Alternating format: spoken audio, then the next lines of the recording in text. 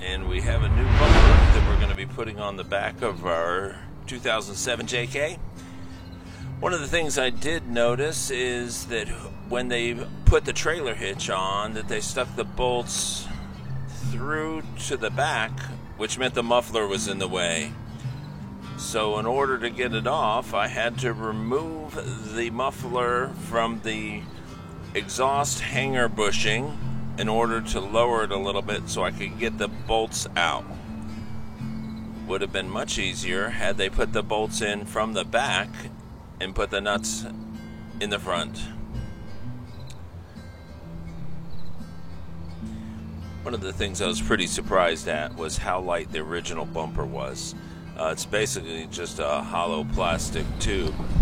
It has no weight and really little or no protection if you were rear-ended. Well, let's open up this box and see what's inside. First, a couple of mounting brackets. The one with 4 holes is to go where the trailer hitch goes. The blade will mount on the back of the frame rail. And then 2 side frame inserts. 2 D-rings with no isolators.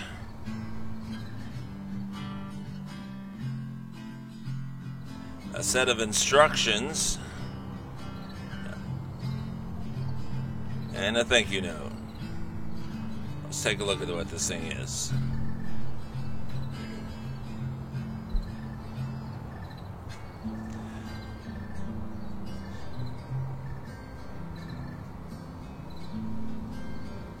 And apologies for some of the audio. That's the GoPro 5 mic that's making some really weird sounds. Well, there you have it. Let's see if we can get this on. Now, I've done a couple of things in advance. First, you want to make sure that you've put in the frame brackets that have the welded on bolts, because you will not be able to get those into the frame once the bumper is on. The only thing I don't like about these is that they're welded on. If that weld breaks, it makes it a real pain to be able to get the bolts off, because the nut just spins around on the inside. You'll have to cut the head off of the bolt itself. Just slide them in. Make sure you get them the right way. And then I also put the 4 bolts that hold the trailer hitch on. I put the bolts in the same way that they came out, because it does make it a lot easier to set the bumper onto those 4 bolts so somebody can hold it, versus trying to thread everything through while somebody's holding it. So once it's on, somebody's going to help you. I'm going to use the hardware from the original, because it's probably stronger than what it came with. 19mm wrench. You're going to need an open end or a box end ratchet, because there is not enough space to get most sockets on it. So just going to snug it up. I'm not going to really put it down tight, because I want to make sure I've got all bolts in. There are 2 on each side, 4 in the back. The 2 side ones have the plates, so they're just going to be bolts. So just line up the holes. Got enough room to stick your finger in there. And once it's lined up, go ahead and put your bolts in. But again, don't tighten everything, because sometimes they need a little bit of adjustment. There's going to be a washer and a lock washer on it. Again, I am recording the narration over it, so the talking is not going to line up. Just talking about lining up the bolts so that they go in right. Don't cross thread it. Put it in. If you feel like it, you can put a little Loctite on it. Snug it on up.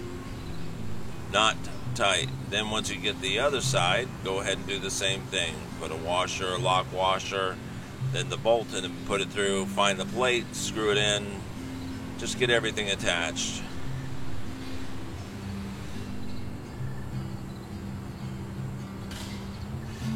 Get the next one on there. Now I'm going to go ahead and fix my exhaust hanger. A little bit of WD-40 so I can get that ready. There are 4 bolts in the back that you could not get out without lowering the muffler itself. So a pretty easy fix with the exhaust bushing to take it off there. Slip it back on. Takes about 3 grunts to get that thing through there. A little more WD-40. And then these are the 4 bolts that hold the trailer hitch. This trailer hitch is not nearly as good as the stock one, so I'm not sure what the exact weight is, but it is part of the bumper, so it's not really an option. But again, I did use my original hardware to mount this up just because I felt that it was a little bit more beefy and had the strength to be able to hold it in case I ever put anything on the back.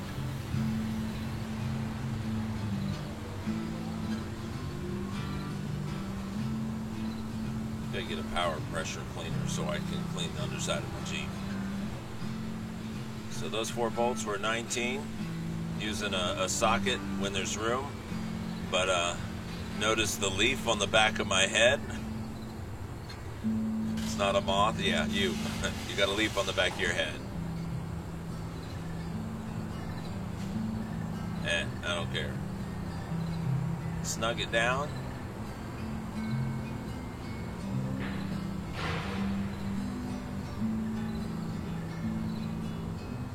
It's pretty easy.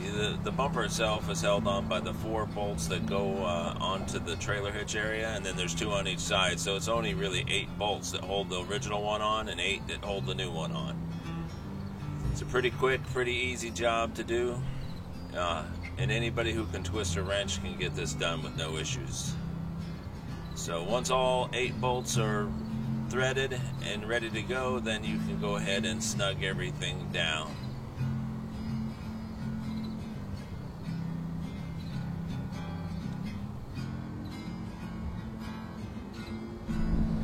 Well, that concludes our bumper install.